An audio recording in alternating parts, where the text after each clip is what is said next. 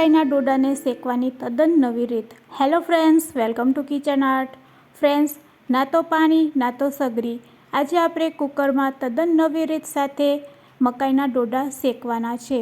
ચોમાસાની ઋતુમાં મકાઈના ડોડા ખૂબ જ સહેલાઈથી બજારમાં મળી રહે છે અને જો ચોમાસાની ઋતુમાં તમે મકાઈના ડોડા ખાઈ લીધા તો આખું વરસ તમે તંદુરસ્ત રહેશો।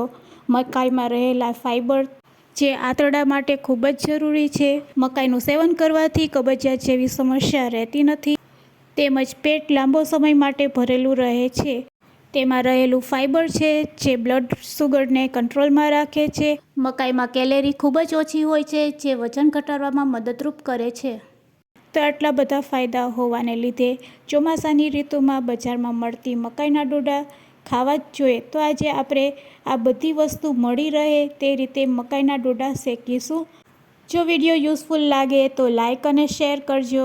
મારી ચેનલ ઉપર નવા હોય અને મારી ચેનલને હજુ સબસ્ક્રાઈબ ન કરેલ હોય તો સબસ્ક્રાઈબ કરી બાજુનું બેલ બટન દબાવવાનું ભૂલશો નહીં, જેથી કરીને તમને મારા નવા વિડીયોનું નોટિફિકેશન મળતું રહે। મકાઈના ડોડાને શેકવા માટે સૌથી પહેલાં આપણે મકાઈના ડોડા લઈ લેશું અને મકાઈના ડોડાના ઉપરના પાનને દૂર કરી લેશું। ફ્રેન્ડ્સ, બજારમાં અત્યારે ખૂબ જ સરસ મકાઈ આવી રહી છે। મકાઈનું સેવન કરવાથી ભૂખ ઓછી લાગે છે અને પેટ ભરેલું રહે છે, તેમજ કેલેરી ઓછી હોય છે, જેના કારણે અહીંયા આપણું વજન પણ ઘટાડવામાં મદદરૂપ કરે છે। ફાઈબર છે જે આંતરડા માટે ખૂબ જ જરૂરી છે।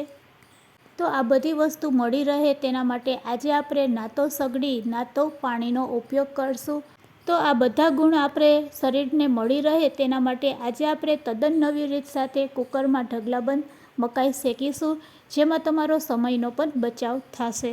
તો ફ્રેન્ડ્સ, અહીંયા આપણે મકાઈના જે ઉપરના પાન છે તેને દૂર કરી લેશું અને તેના રેસા છે તેને પણ કાઢીને દૂર કરી લેશું અને મકાઈના ડોડાને એકદમ સરસ ચોખ્ખી કરી લેશું।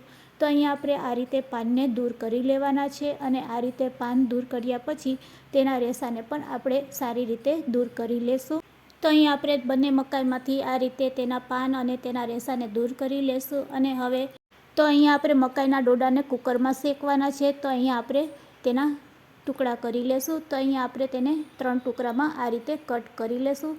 ચાકુની મદદથી આ રીતે તેના ટુકડા કરી લેશું અને હાથેથી પણ કટ કરશો તો આરામથી તે તૂટી જાય છે। તો બંને હાથેથી પણ તમે તેના 2 ટુકડા કરી શકો છો। તો આ રીતે મેં 3 ટુકડા કરી લીધા છે। હું એક જ મકાઈને શેકી રહી છું। તો બસ આ રીતે ટુકડા કર્યા પછી હવે આપણે કુકર લેશું અને કુકરને તેલ અથવા તો ઘીથી આ રીતે કુકરને ગ્રીસ કરી લેશું। તો કુકરની ફરતે આ રીતે આપણે તેલ લગાડી લેશું અને તેલ લગાડ્યા પછી હવે આપણે જે મકાઈને કટ કરીને રાખેલી છે તેના ટુકડાને એડ કરી દેશું। ફ્રેન્ડ્સ, આ રીતે તમે ઢગલાબંધ મકાઈને શેકી શકો છો અને તેને શેકાતા ફક્ત 7 મિનિટ લાગે છે। મકાઈના ડોડાને કુકરમાં સેટ કર્યા પછી હવે મકાઈના ડોડાને કવર કરવા માટે અહીં આપણે ફોઇલ્ડ પેપર લેશું અને આ રીતે તેને મકાઈના ડોડા ઉપર આપણે સેટ કરી દેશું। જો તમારી પાસે ફોઇલ્ડ પેપર ન હોય તો તમે સ્કીપ પણ કરી શકો છો। હવે આપણે કોટનનું નેપકિન લેશું અથવા તો કોટનનું કોઈ પણ કપડું તમે લઈ શકો છો। બસ તેમાંથી કલર ન ઉતરે એ વાતનું ખાસ ધ્યાન રાખવાનું છે અને તેને આ રીતે પાણીમાં પલાળી દેશું। હવે બંને હાથેથી આ રીતે દબાવીને તેમાં રહેલું પાણી છે તેને આપણે દૂર કરી લેશું। તો અહીંયા આપણે તો તમારે આ રીતે કોઈ જાડું કોટનનું કપડું હોય તેનો ઉપયોગ કરવાનો અને ફક્ત તેને પલાળીને બસ આ રીતે આપણે પલાળેલા કોટનના નેપકિનને આપણે કુકરમાં આ રીતે સેટ કરી દેશું। તો ફ્રેન્ડ્સ, તમે જોઈ શકો છો આ રીતે કોટનનું કપડું સેટ કર્યા પછી કુકરને બંધ કરવા પહેલાં તેના ઢાંકણામાંથી અહીંયા આપણે સીટીને દૂર કરી લેશું। તેની રિંગને દૂર કરવાની નથી એ વાતનું ખાસ ધ્યાન રાખવાનું છે। હવે બસ કુકરને આપણે ગેસ ઉપર આ રીતે થવા દેશું। આ રીતે ઢાંકણું બંધ કરી 2 મિનિટ માટે આપણે લો ફ્લેમ ઉપર કુકરને રહેવા દેશું, એટલે અંદર કુકરમાં હવા ભરાશે। તો કુકરમાં પ્રેશર ભરાઈ ગયું છે અને હવે આપણે તેના ઢાંકણામાં આ રીતે સીટી છે એ પોરવી દેશું અને હવે બસ આ રીતે સીટી પોરવ્યા પછી કુકરને આપણે આ રીતે શેક કરી લેશું। તો 7 મિનિટ આપણે લો ફ્લેમ ઉપર કુકરને રાખવાનું છે અને 3 થી 4 વખત તેને આ રીતે વચ્ચે શેક કરવાનું છે। તો બસ હવે મકાઈ શેકાય છે ત્યાં સુધી તેનો આપણે મસાલો બનાવી લેશું। તો મસાલો બનાવવા માટે અહીંયા આપણે અડધી ચમચી મીઠું લેશું અને 5 ચમચી જેટલો અહીંયા આપણે ચાટ મસાલો અથવા આમચૂર પાવડર લઈ શકો છો. બંને લેવો હોય તો બંને પણ લઈ શકો છો.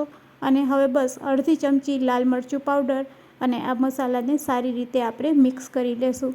તો અહીંયા મસાલો પણ આપણો બનીને રેડી છે, તેને આપણે સાઈડમાં રાખી દઈશું.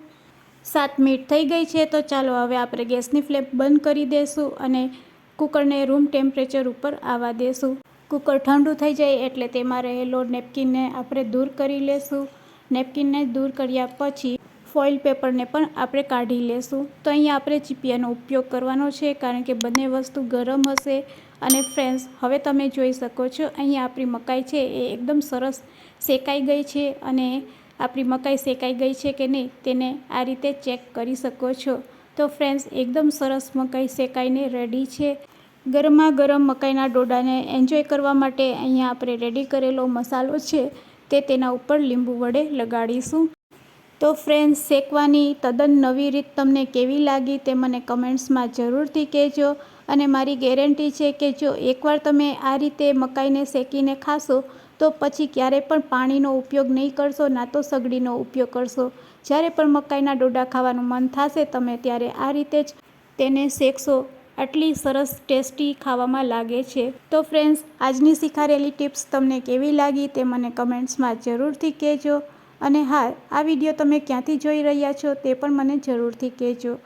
વિડીયો યુઝફુલ લાગ્યો હોય તો તમારા ફ્રેન્ડ્સ, મિત્ર અને ગ્રુપમાં શેર કરવાનું ભૂલશો નહીં.